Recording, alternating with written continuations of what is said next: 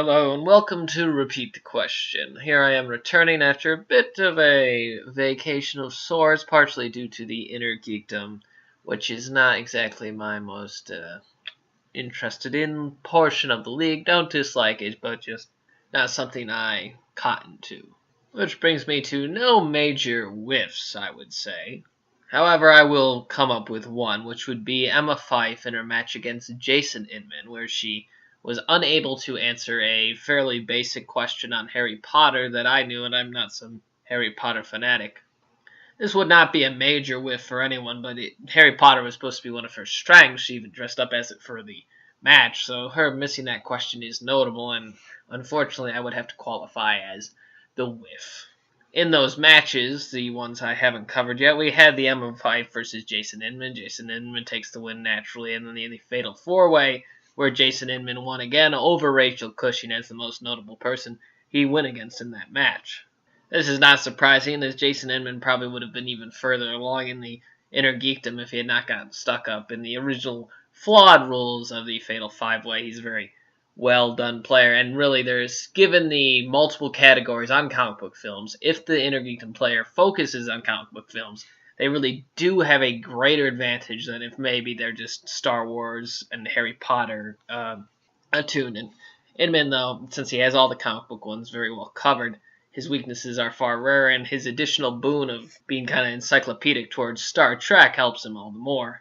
We had the Star Wars Fatal 5-Way as well, which was basically, in the end, just a warm-up round for Sam Witwer to get prepared to go against Ken Knapsack. This match is notable for its heavy storyline-induced portion of it, with Ken Knapsack going to the dark side by joining the Lion's Den.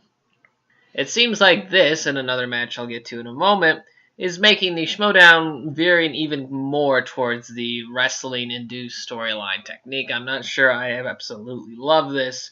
I mean, I've never had a problem with the storylines. However, this is perhaps taking a step just slightly touched too far, which I'll get to in a moment, was the Nerds Watch match versus Blofeld's Cat, which was an attempt to redeem Ken by Rachel Cushing, but led to her being left in the lurch by him and having to perform against Blofeld's Cat 1-on-2, which she obviously was unable to win. It was an okay performance of her overall, but she seemed somewhat distracted anyways, possibly by the fact that she needed to fulfill the storyline. This is the first time the storyline directly extremely influenced the match. There are others like Mark and Draco when he dressed up as Finstock. Technically, there was a starting point, but this is where the gameplay itself was interfered most directly by the storyline, and I don't think I can wholly support that. Just taking it a touch too far. I think you can go so far with the storylines, but that was just one where they upped it up a notch that just wasn't needed. The one other match we also had was a team match of the much hyped up Wild Berries versus Only Stupid Answers, and the Wild Berries lost once again to Only Stupid Answers by not knowing what Marathon is. A great thriller, by the way. Don't listen to them in their post-interview about how they don't like Marathon Man. It's stupid. Marathon Man's a great film. Great performance by Laurence Olivier. Does an awesome. I'm just telling you about Marathon Man for a second because that's a great movie. And not knowing it's safe. That's one of the great quotes of film. You should know that quote if you didn't watch a movie. I'm just putting it out there because that was very tiresome. Do not complain about Marathon Man. Marathon Man is a great film. Complain about those weird, obscure Emilio Estevez questions. That's fine. But Marathon Man, pipe down.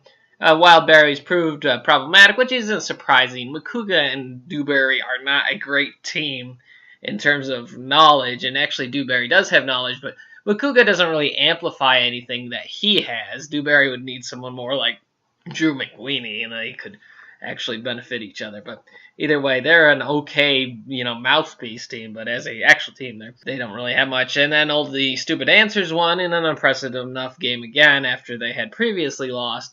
And also not a bad match at all, not really living up to their name of Only Stupid Answers. It's also important to note about the tenure of the new commissioner, Thad Williams. Obviously, this is a storyline to the extreme. I do not think Christian Harloff has given up a hint of his actual power within the Schmoedown. So, we have Thad Williams, and he's now the man of contracts, which is all well and good, although it does result in, I wouldn't say the best acted scenes we get in every before Schmoedowns, where Thad's always the guy confused about somebody coming to him and demanding something. He's like, well, we'll just sign some contracts. It's okay. Okay, just take it easy a little bit. Try to make the storyline moments just a slightly more natural. Anyways, though, all these different contracts are leading us to what this brought to the annual event, the most important event in the Schmoedown, the Schmoedown Spectacular. We're having 5 matches, all the belts on the line in these matches. What I'll have to assume is the first match is the Specialized Manager Bowl of the 4 manager characters, aka people who can't quite perform well enough in the quizzes, so they had to find themselves some way to do something in the Schmoedown, where you have Ricky Habert, Jay Washington, Tom Dagnino, and Emma Fife jumping in with her mystery player. I'm going to guess probably Rachel Cushing would be my assumption. Anyway, so we're going to have that foreplay.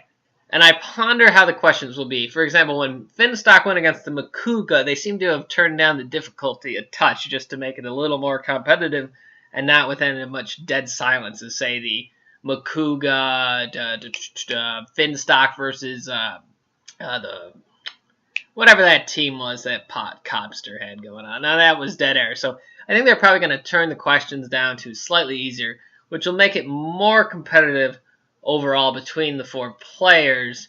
Out of that group, I ponder who's going to do the best.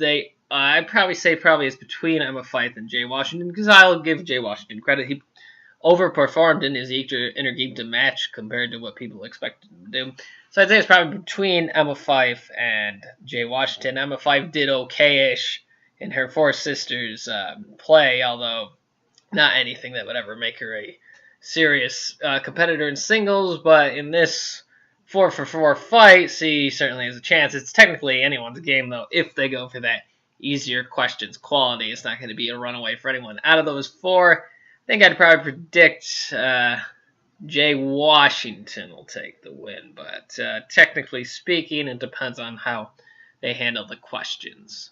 Following that, we have the title matches, which I assume will be the first of them, is Hector Navarro versus Jason Inman, which is interesting in that both of them, they have their strengths within the comic book movies, and again, that's why they're the top players, because you have those comic books that cover so many different categories in their Intergeekdom, which gives you advantage. Others say Jason Inman just ekes out taking the title victory against Hector Navarro, although their strengths are extremely similar. And I think Professor Hector's overall percentage hitting has been better, but he was working mostly with the older style gameplay of the Intergeekdom, so it'll be interesting to see how he plays against Inman in this match. We also have the very other, we'll say, nerdy match of the Star Wars of Sam Witwer versus the recently evil Ken Knapsack, going in a different type of match of a 30-minute answer-a-thon, Iron Man match as they refer to it as, in which both will just keep answering and see who has the most points at the end of the time limit.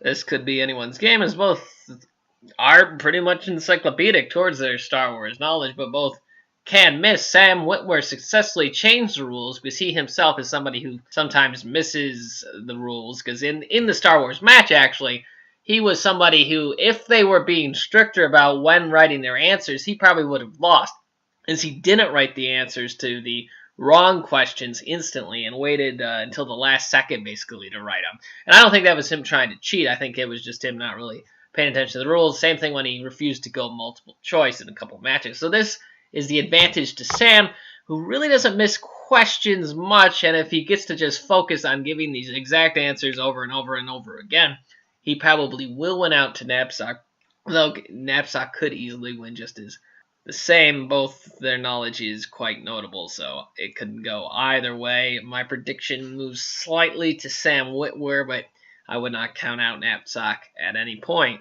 After all, he did beat him, although I think it's pretty suffice to say that at the Star Wars Celebration game, Sam Witwer was just extremely tired. I think that is a believable enough sentiment. And now we have the 2 old school matches, the ones I'll admit I care most about. The first being the tag team match between the undefeateds of the Patriots versus Above the Line. Both of these teams are fantastic, and the Patriots have only gotten better as champs, so there's no reason to count them out. Above the Line, though, has been on their hot streak and have just won match after match, and I have to give credit here because I was concerned about their chance in the multiple choice round. However, Sam Levine, in his match against JTE, proved his ability in the speed round, so I don't think that's as much of a concern as I thought it might have been. Sam successfully beat JTE and Snyder, while Drew McDaney lost to both, which is interesting. However, I think it comes to attune to what the success is above the line, which Sam kind of reminds Drew of the rules of the game in a way, whereas Drew's knowledge comes to hand with Sam, who somehow brings it out all the more with him. So it's going to be an interesting match.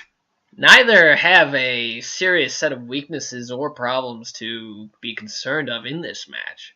I think it could go either way with such ease. It's fantastic because they're both undefeated.